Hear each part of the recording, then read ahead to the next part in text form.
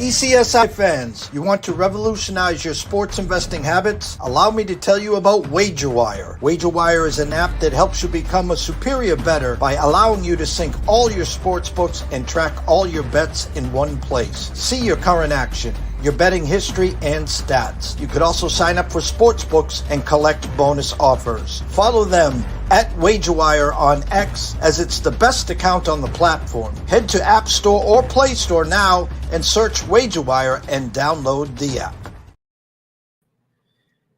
Good evening, sports fans from all around the globe. I'm the host, Jeff Dawson, East Coast Sports Investors, and this is a special edition NFL Draft with good friend and colleague, Mr. Brady Tinker.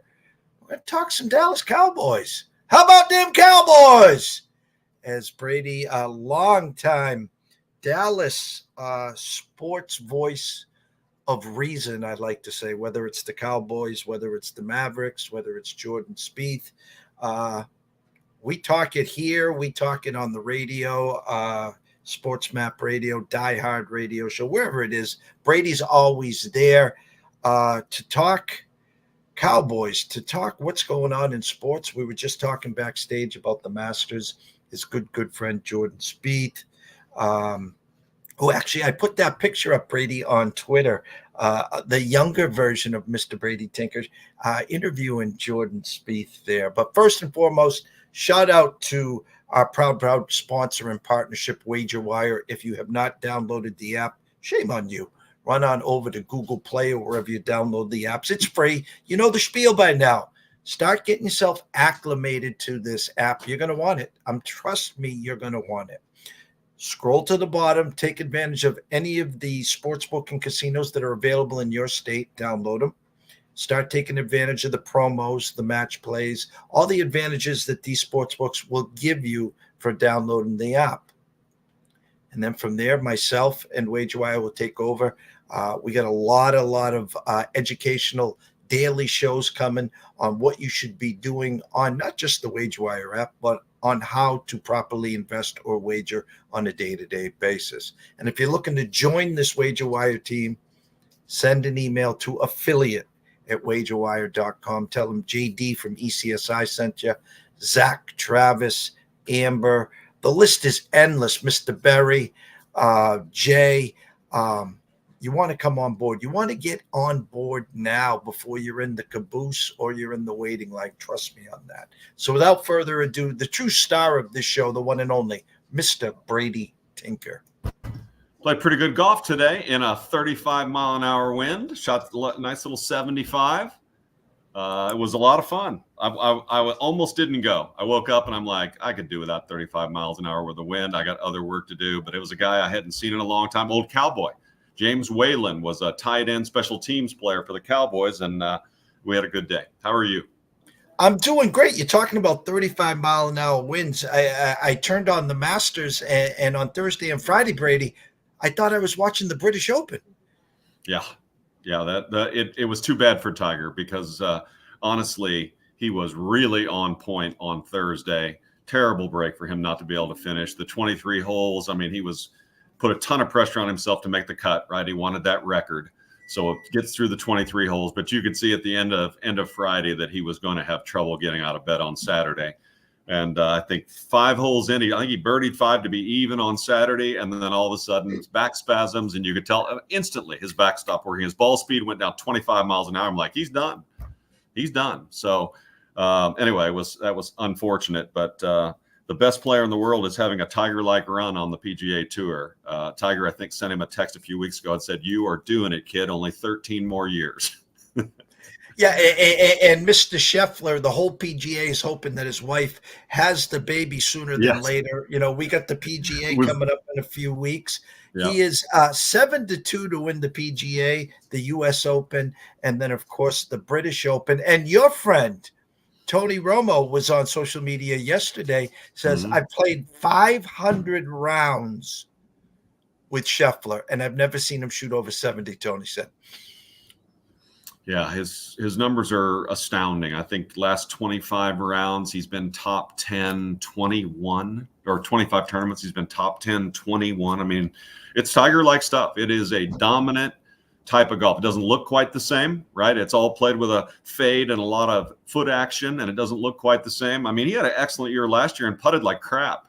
And he got a little putting adjustment, went to a mallet putter. Now he's putting well, and no one has a chance. But it's actually, I don't know whether golf fans like it or not, but it's fun to watch. The other thing I noticed about golf is I thought we were going to miss Phil and Patrick Reed and some of these people. And I don't think with the young talent that's on tour that is completely unafraid and unaffected, no one misses these guys on the live tour. No one. I don't think anyone gives a damn, even about Brooks Koepka. He's such an asshole. So let him go. I don't think anybody misses those guys. So it's all very interesting. I'm enjoying the tour. I really am.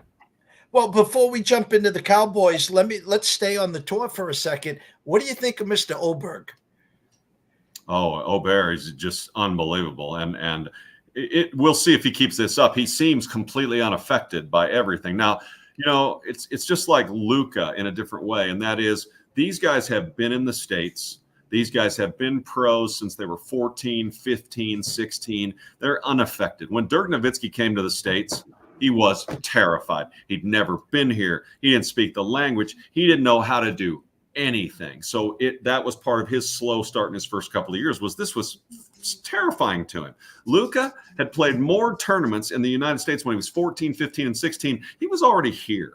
So it's the same. And same with Oberg and these guys. They're not afraid. They've played all these tournaments. They've been pros forever. They've competed against these guys, against the best in the world.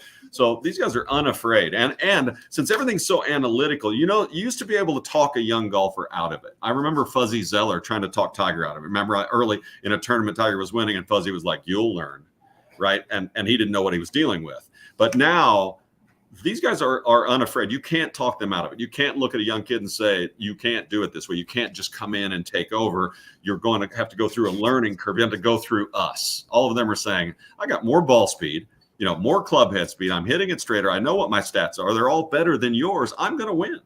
And they're completely unaffected and unafraid. It's a totally different world. And Mr. Oberg trying to do something that hadn't been done since Fuzzy Zeller, and first Masters, gets up to 11 on his second shot. And again, I said this, he was one duck hook away, and it, you know, obviously the one spot he couldn't hit it there was to the left into the creek. But then after that, just wasn't phased, and some of his shots, you know, were just, the kid's got ice in his veins. It was very impressive. And all you saw there on a couple of players, right? Who else? I can't remember. Did Schauffele hit it in the water left? Somebody else did too. I mean, you just can't hit it there. And you watch the people who win at this course, there are certain places they don't hit it. You flare it right at 11 if you need to. It's generally a nice tight pitch. These guys are so good with their short games. 2 hops and spin it and stop it. And you get out of there with a par and you get through 12 and then you can go for it. So you can't hit it in that water on the left. And all the greats will tell you that. So, but it was amazing how it did not seem to bother him a bit. He played a beautiful last, 7 holes, and he's going to be fun to watch. That's why I say the PGA Tour and the worldwide players and the talent in this world between the ages of 21 and 30 is off the charts. And these kids are fun. They're fun. So as I started the intro, I said, you've come on our show a lot. We had you on the Die Hard radio show a lot. What sticks into my mind the most, Brady, you kept saying it, the 12 wins, the 12 wins, the 12 wins. This is what the Cowboys have done, and they hadn't done this in forever. And so it's been a while since we talked. So before we dig into the off season, which has been real quiet over there in Dallas, give us the finale. Give us the true Dallas thought process. You got the 12 wins. You got into the playoffs. Take us from there, Brady. I have said on this show forever and throughout his entire career that Dak Prescott is so easy to like, that when you're in the locker room, they follow him and they like him and appreciate him. He's unafraid. He was raised right. He is a good man and a good leader. But the bottom line is it falls on him and it falls on the quarterback. And Jerry's quote yesterday in a press conference was, Dak and a great supporting cast have been here for the last 4 years.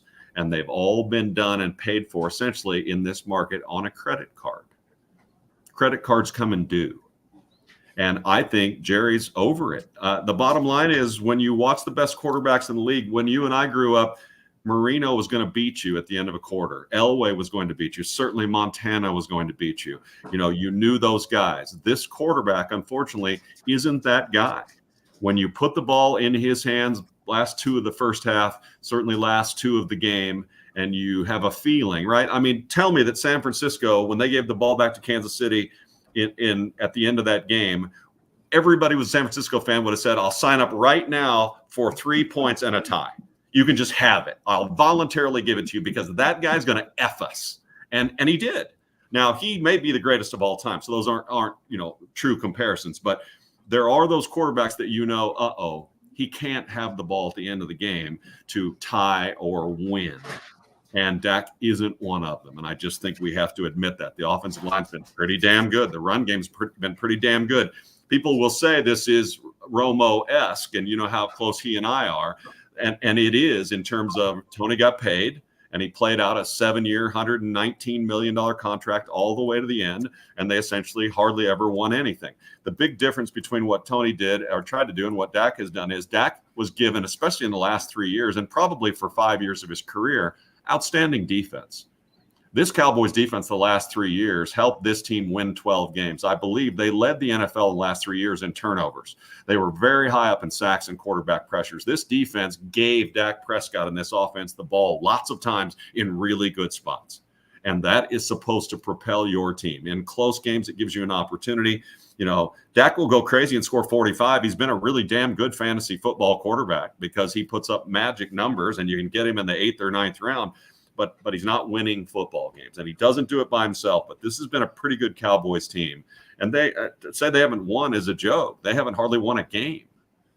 So 12 wins 3 straight years in a row. No Cowboys team has ever done it. Aikman's teams didn't do it. Staubach's teams didn't do it. None of those teams ever won 12 games, 3 years in a row, and this team did, and it didn't mean a damn thing. And I think Jerry's fed up, to be honest with you. Shout out to Daniel Berry, Sports Highlights. Good evening. David Koulis, Mr. DK, giving Brady some props. Brady equals knowledge. Good stuff, he says. Thank you, guys. And you're 100% spot on because what does it mean?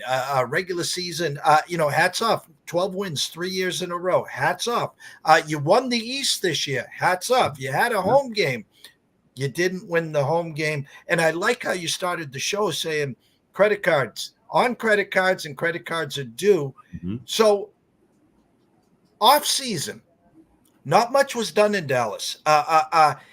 Already rumblings, almost like bad press, Micah. They're running thin with him. CeeDee Lamb already said he's not going to be at the OTAs. It's time to pay these guys. What's the word on the street? You talked about it, life without Dak. Hey, we got you for 1 more year, kid. You're playing for a new contract and ain't with the Dallas. What's going on? What's the talk of the town right now? Well, this is an NFL thing, not just a Cowboy thing, to be honest with you. I mean, let's look at wide receivers. You've been sending me texts saying the Chiefs would look good with Justin Jefferson, and boy, wouldn't they. But Justin Jefferson, Jamar Chase, and CeeDee Lamb have a chance to set the market again at wide receiver. And I think what we've reached at the wide receiver position, not the same, but similarly to the running back position, is how much money are we going to pay these guys? And so often in the last 5 to 10 years, who really paid off? Name me any free agent that got umpteen dollars, whether it be a pass rusher, whether it be a wide receiver, a cornerback, a running back, or a quarterback. Who really paid off in spades when you paid them the big chunk of money and you knew you were going to hamstring your salary cap? Who paid off? Just like write them on a list. The truth is hardly anybody. And I always go back to the Chiefs because they're the best team right now, but they're running things perfectly. They got a great deal out of Mahomes, right? We all know $500 million or whatever the number was, but it was written in such a way that it is so team friendly. It's incredible. Actually, the NFLPA hated his contract and still hates it. But what he did gave the Chiefs flexibility, right, to pay people. So they were able to pay Chris. They're able to keep Travis. They're able to keep some of the key guys and keep this team going. Now, again, they have the best quarterback, but I think Jerry's tired of it, and I'm not sure. I imagine CD and Micah Parsons get paid because this team has always been about being famous and being a Hollywood type team, right? It's always been that, right? And so I think CD and Micah get paid, but I mean, Zach Martin's going to be due money pretty soon too. So I would say, okay, if I was keeping Dak, CD, Micah Parsons, and Zach Martin, that's a pretty good core of my team. But if you do that here, you're not going to be able to get a lot of other really proven good players. So you better nail it in the draft. But I think Jerry's down. I mean, look, Pollard's gone. Leighton Vander Esch is gone. Tyron Smith is gone. Tyler Bidae's the center, was pretty good. He's gone. Dorrance Armstrong and Dante Fowler were good pass rushers. Like 17 sacks between them are gone. Michael Gallup is gone. And no one seems to give a damn. So I'm not sure that this team is going to have enough good players on it. But I think Jerry's sitting back saying, let's see. Let's see what Dak does. Maybe I'll pay Dak again. But it'll be right after he wins 3 games in the playoffs. So I just think there's a line here for Jerry, and he's been all systems go every year, essentially for what, 15 years? I mean, really, all systems go, no matter what. Pay them. I love them all. They're all my sons. And he's gotten to a point where it's frustrating, and he sees that the league is going to have to adjust. The salary cap, the way it's run is you can't pay everybody, which we've known for years. So the bottom line is you got to pay the right people.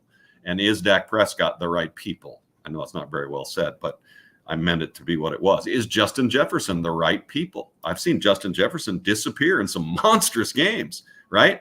I really haven't seen that from Chase, but Chase gets hurt. Jamar Chase gets hurt, right? I mean, who among these people are you willing to give umpteen dollars to set your team up around that person? I think it's pretty dangerous, and this is there's something going on in sports, and it is that these are the greatest athletes we've ever seen in our time.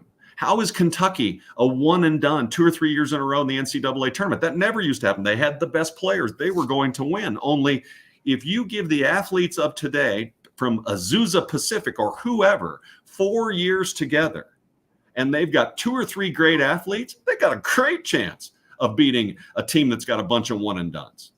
So all of this is happening because these athletes are incredible. So do you have to pay any of these guys other than a quarterback? Do you really? Or can you nail it with athletes in the draft and coach them up? I think the answer is yes. And we're seeing the same thing in the NBA. The athletes are so good that you got to be 36 feet from the basket. Otherwise, you don't get a shot off. I mean, this is about the most incredible group of athletes we've ever seen in certainly our lifetime. Faster, longer, stronger, can jump higher. Doesn't matter what sport you're talking about. They're incredible. I'm looking at the construction of the NFC East right now. The Commanders sitting at the number 2 spot. Everything I'm hearing, it's Jaden Daniels there. I'm looking at the Eagles. They add Saquon Barkley. The Giants are kind of stuck in hamstring heaven here. Daniel Jones, what do? They lost Barkley. It sounds like their tight end, Mr. Waller, is checked out. They don't have much to offer. Pre-draft here, what do you think, Jerry, and what are the Cowboys thinking? First, what are your thoughts with Barkley now, an Eagle? Last year, great start. They faded in the backstretch. A.J. Brown has changed his social media, a picture of Tom Brady, basically saying, wink, wink, supposedly unhappy, diva-esque like Stephon Diggs. What's your thought of the makeup before we start talking draft here?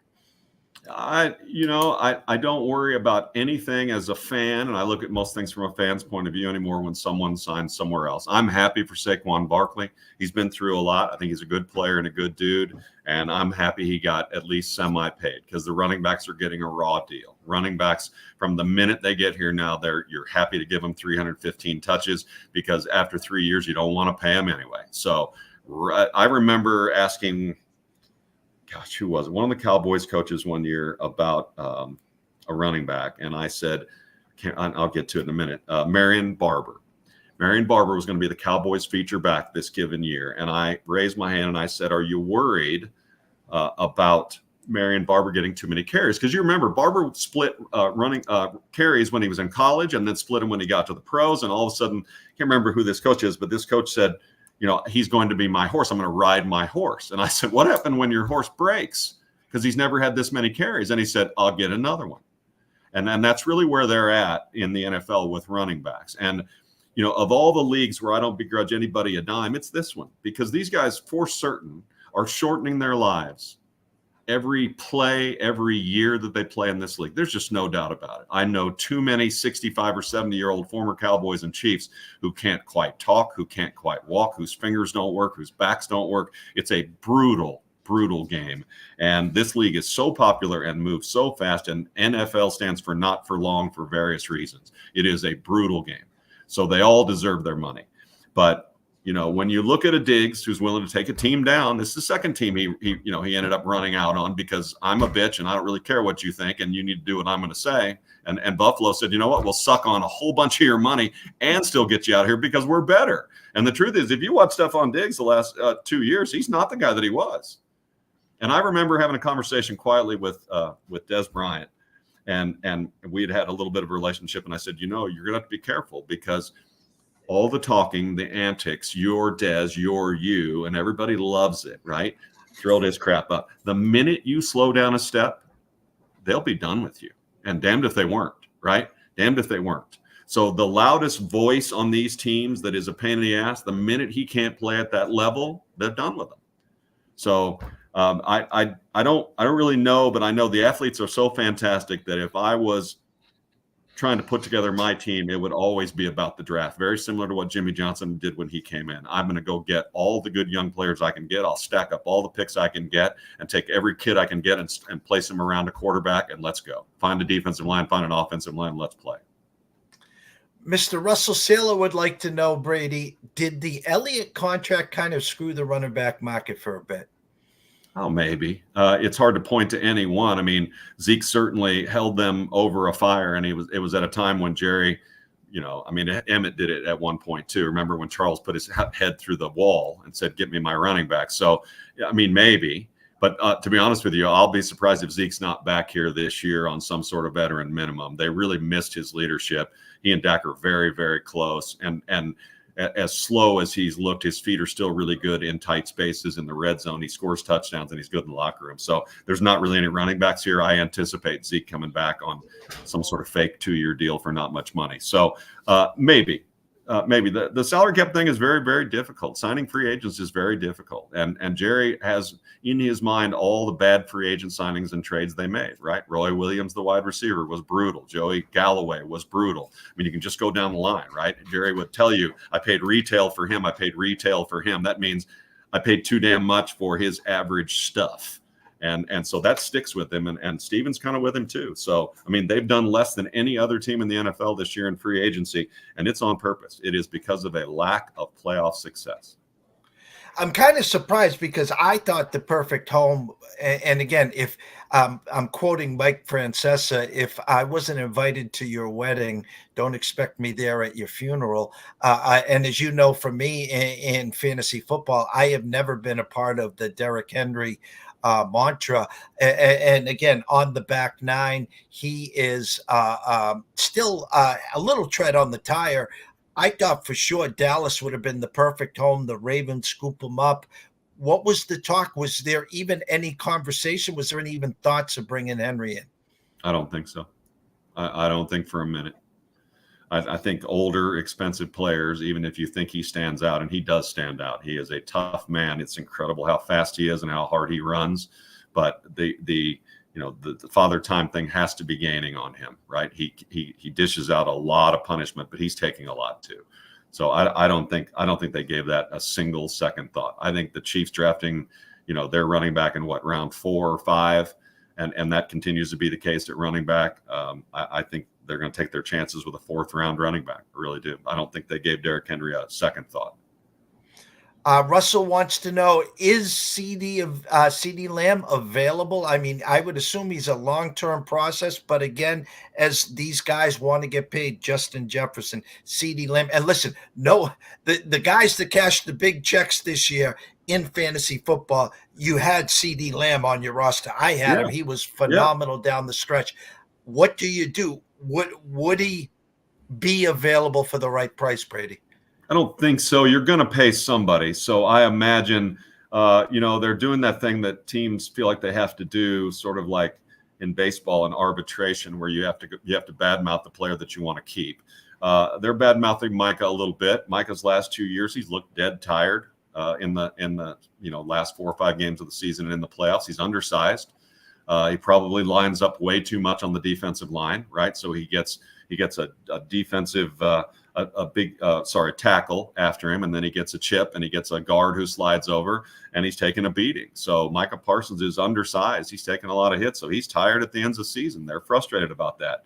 I think CD gets paid. I think Micah gets paid, and I don't know who else gets paid, to be honest with you. But I don't think it's Dak Prescott.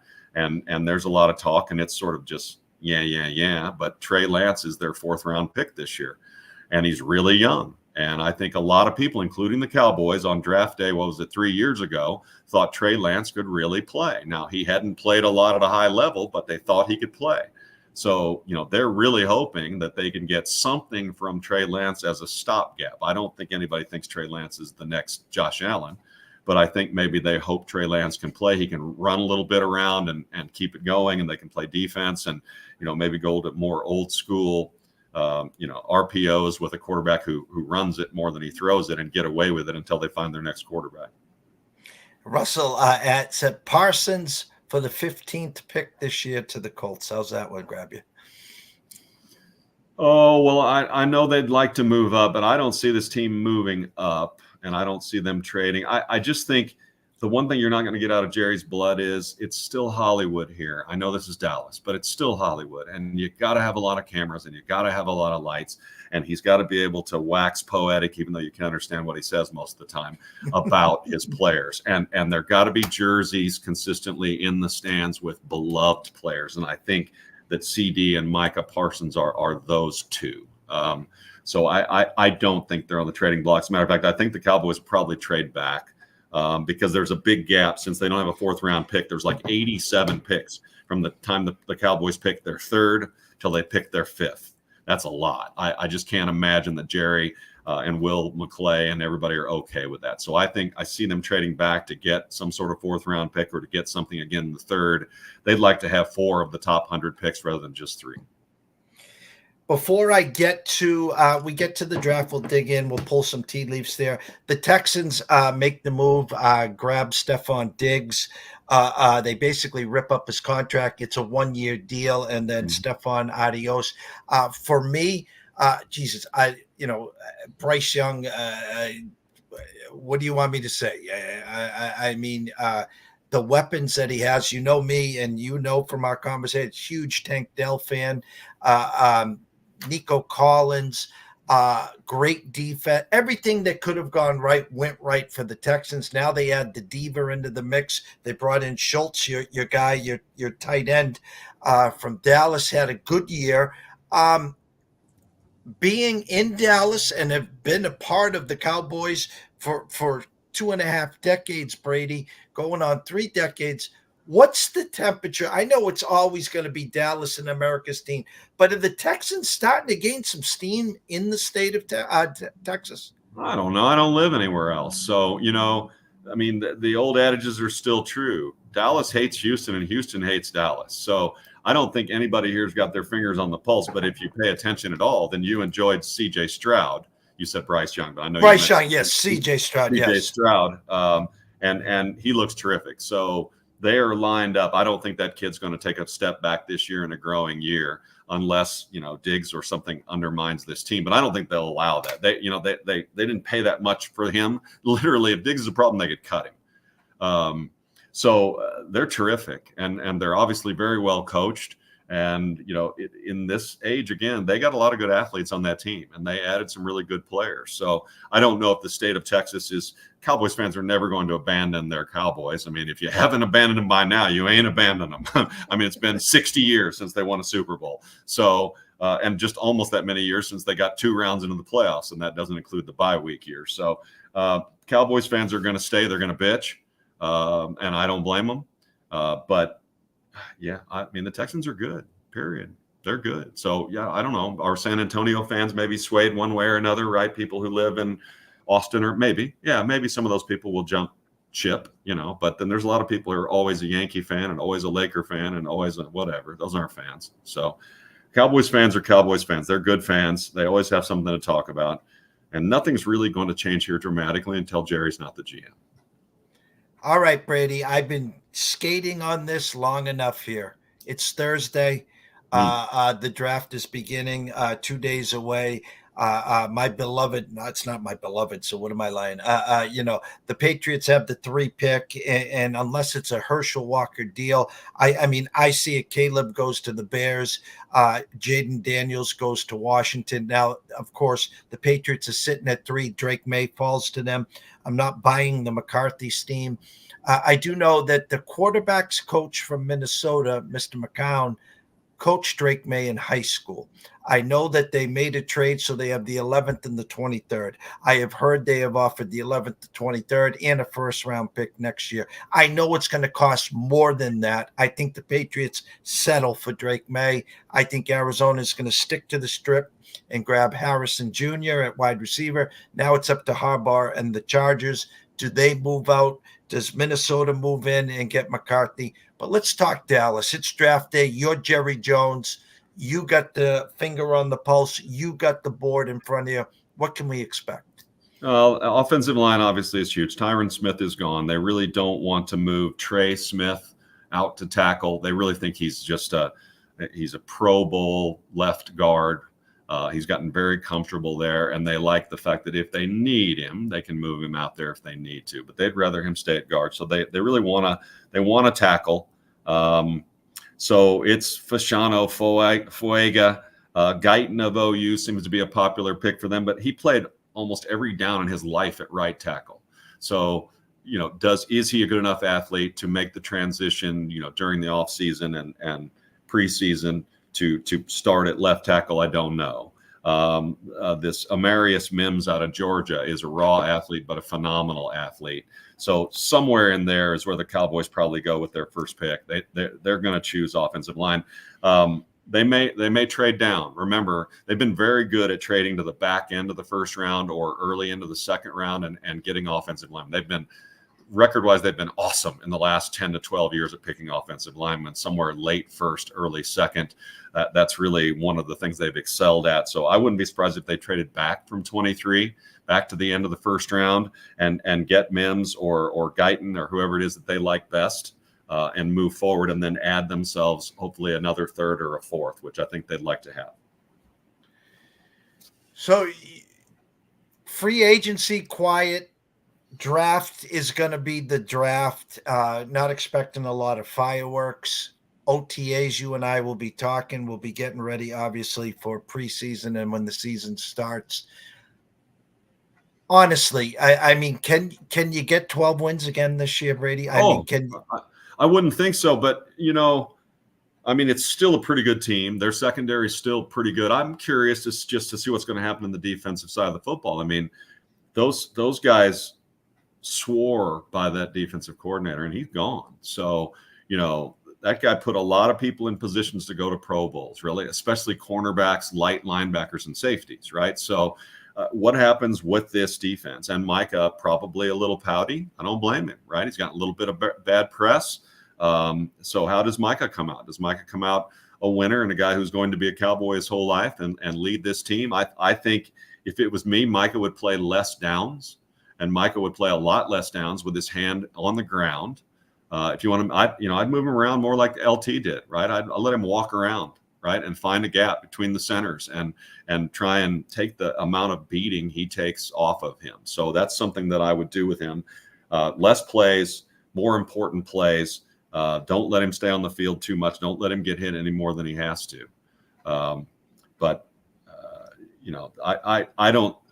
I don't know. I don't even know that if I'm a Cowboys fan or a media guy now that I give a damn about 12 wins. What I care about is something that changes, a light switch that changes that says that this team will win a couple of playoff games, right? And I mean, they're not only losing playoff games last 3 or 4 years, they're getting their ass beat.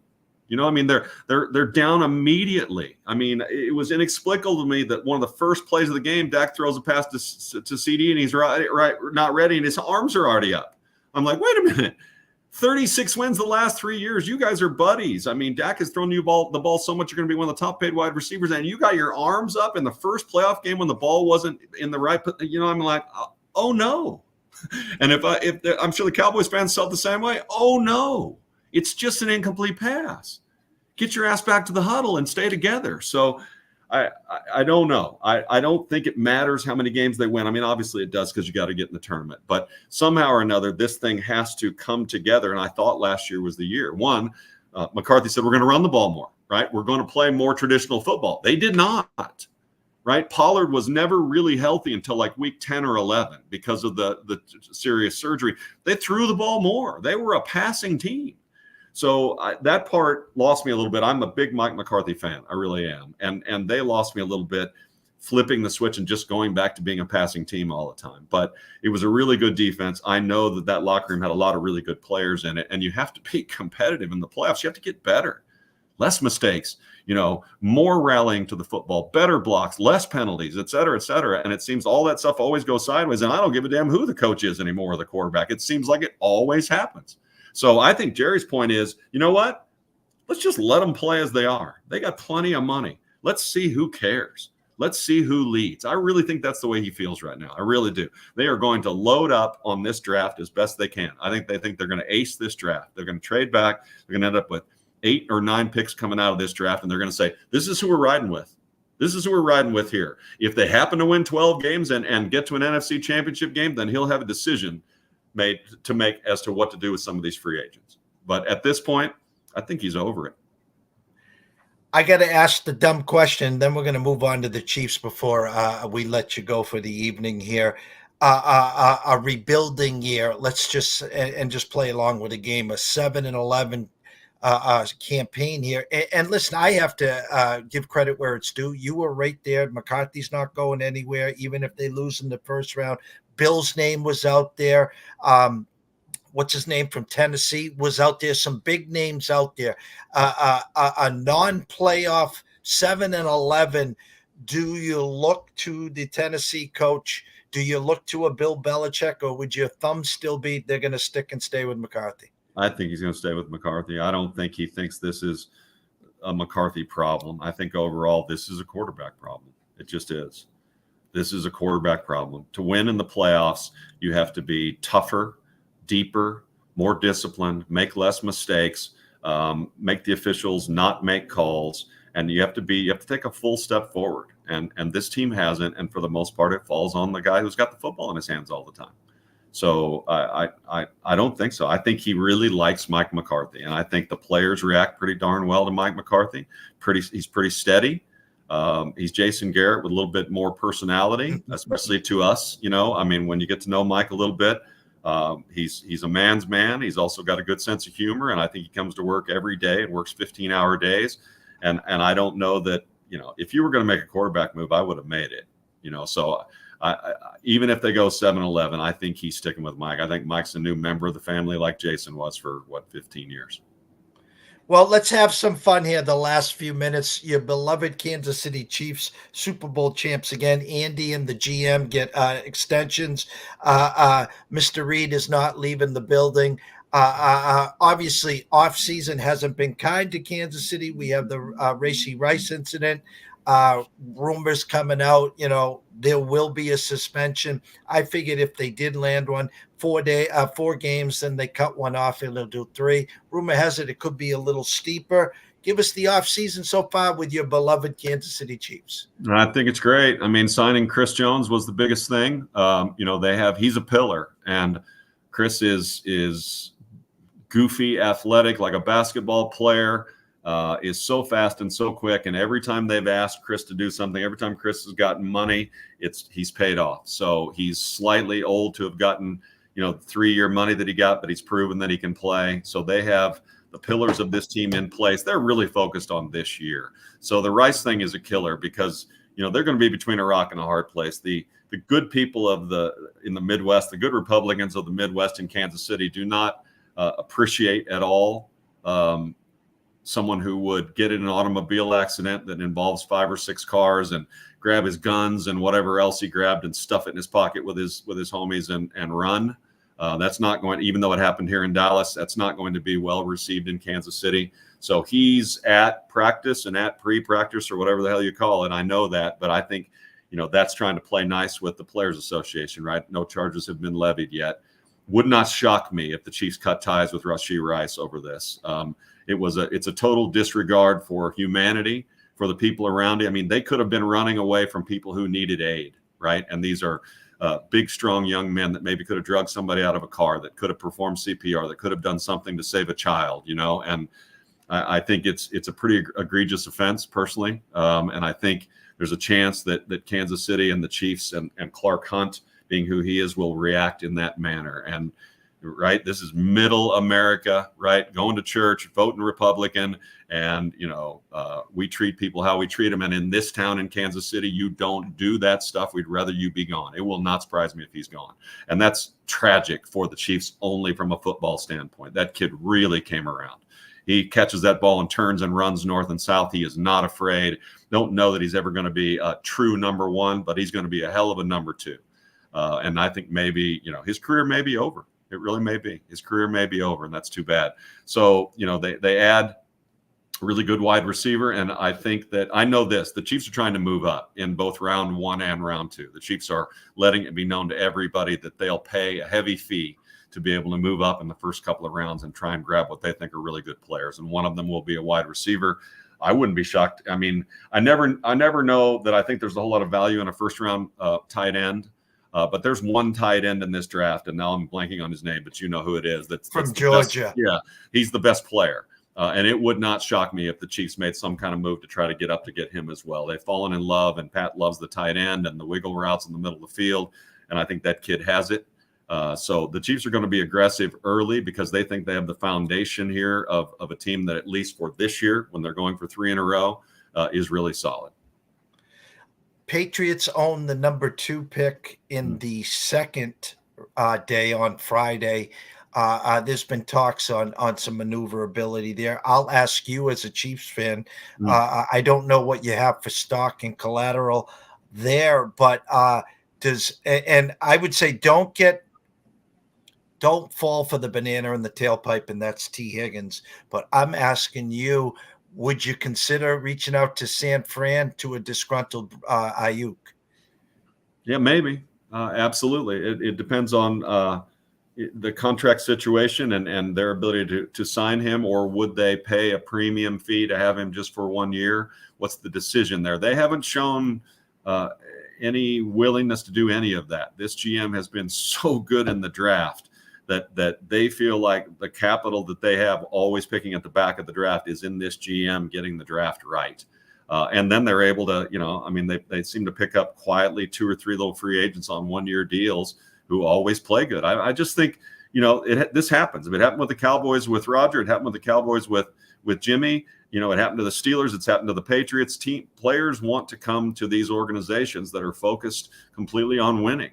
And right now, the Chiefs just have all good vibes on them, right? Andy Reid is the ultimate players coach, and yet we all know maybe one of the best play callers and offensive geniuses ever in this game. So who doesn't want to go there, and have 5 to 10 more years of Pat Mahomes? So I think the Chiefs feel like they're in the driver's seat. They're really good at working the draft, and I'd be shocked if they paid money for a Higgins or somebody along those lines. I really would.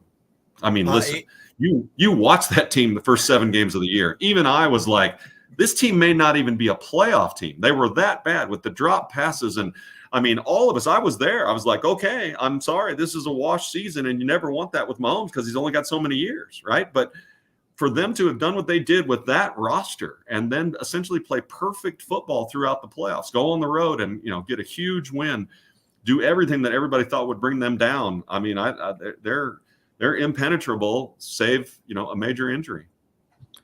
And going through the first 7 weeks again, the Sky Moores, the Scantlins, the drop balls, and to set up in the playoffs, first a good win against the Texans, and then I said this before the tournament started: the winner of Kansas City Buffalo that we projected was going to go into Baltimore and win, and would win the Super Bowl. And it was the Chiefs going into Buffalo and beating them there. Your tight end from Georgia, Mr. Bowers, if you can move up, I think he's going 10, 11, 12, 13. I mean, you did it for Mahomes. I don't know what it's going to cost to get all the way up there, but it would be a steep price there, Brady. Yeah, I know. And they need offensive line help too. So, they may be just trying to move up to get into one of those top 6 offensive tackles too. I think, they need a left tackle, and you have to feel pretty confident that you're protecting that quarterback. I mean, he gets away most of the time, but you can't let him take blind hits. So it wouldn't surprise me if they're just moving up to whatever, 18, 19, 20 to grab the 4th best left tackle and secure that spot. And then they'll try again in the second round with another wide receiver. Russell says QB2 in Kansas City can get it done if needed. I'm telling you, with Andy Reid, nothing surprises me anymore. I mean, you had Alex Smith, and then you moved all the way up and you got Mahomes. He hands Patrick the clipboard and says, "Hey, you see that guy right there? His name, Alex Smith." He goes, "Be your mentor for a year. After that, then we'll bring you out on the field, and the rest is history." I could talk for hours here with you, Brady. I know you're swamped. I know you're busy. As Russell says, plus 140 for Kansas City to take an O-line first. So some good little meat on the bone there, Russell. So take a look at that. Off season, Brady. I mean, I know you got a new career now, but people out here, we had a couple hundred people watching here live just on Twitter. Tell them where they can find some of your work. I mean, you still got all your Cowboy stuff up there. So where can they find the good old stuff? DFW Sports Beat and our website and also our Facebook sites always will have most of my updates and on Twitter at Brady Tinker. There's plenty there. I will constantly update you on my opinions about what the Cowboys are doing day to day and a little bit as to what the Chiefs are doing. I won't tell you much about my personal life. I've never really done that. That's probably why I don't have more followers on Twitter or whatever that thing is called. But I'm old and I'm old fashioned. But I do love covering these teams. And listen, anybody asks about our job, there's nothing more fun the older I get. And my son did this with me. My son Jake did this with me too. And going into these locker rooms and getting to know some of these young men. And it's keeping 52 guys and 14 or 15 practice squad guys together and getting them all to row in the same direction is so difficult. So difficult. So you can look at rosters and whatever, but teams to be really good, especially in the NFL with that many players, it's just so difficult. So we had so much fun doing a Cowboy Life, the podcast stories about old Cowboys. You can find that out there too, cowboylife.com. It's been a privilege to do this, and I'm keeping my feet and my toes in wherever I can. If anybody makes me the right offer, I'll come back, but I'm having a hell of a good time selling houses. So if you're in the Dallas-Fort Worth market, I've actually gotten really good at it. I've sold 3 or 4 houses already this year. I bet I sell 15 to 20 houses, and I work for the Cliff Freeman Group here out of Dallas, and I couldn't be prouder of them and what they've done for me, and I'm having a great time. This is a nice transition in my life, but I do miss this. I miss more of this. I miss being in locker rooms. I miss seeing the players. I don't necessarily miss Sunday night games where we get out at 1 or 2 in the morning, and more than once I came out to a car that had been backed into by a drunk, and that. So I've got all that. I don't miss that. I got a little old for that. And when there's 30 cameras at every game and I can sit at home and not miss anything, it's harder to go to the games. But I sound spoiled. But press credentials are nice, and covering all these teams is nice. But it's mostly a person and a men-to-men thing that has been great. And it's the same with people like you that I've gotten to know in our industry and dealt with as well. Sharing, getting to know each other, all of us trying to pull the same way, and all of us trying to be good at our jobs, and be credible at what we do and honest at what we do.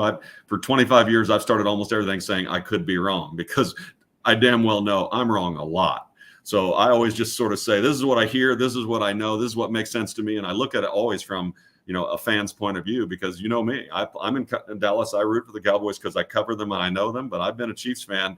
I was 7 years old when they won the Super Bowl in 1969, and I waited 50 years for the next Super Bowl. I mean, that's what fans do, and that's what Cowboy fans do too.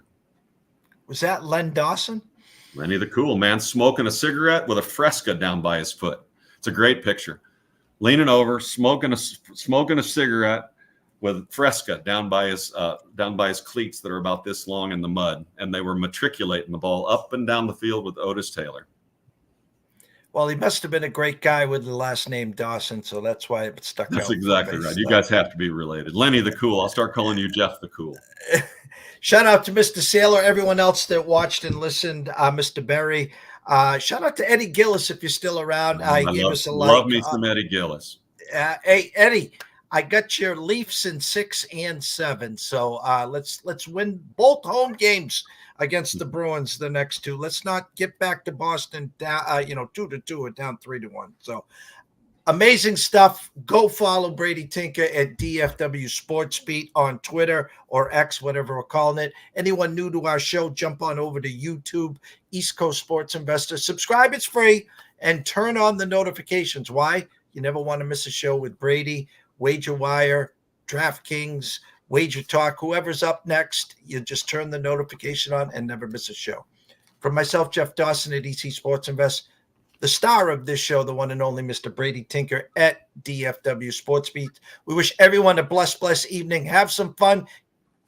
Cash a few tickets. Come along tomorrow morning around 10:30. Travis Geiger from Wager Wire will be here in our studio. See you soon.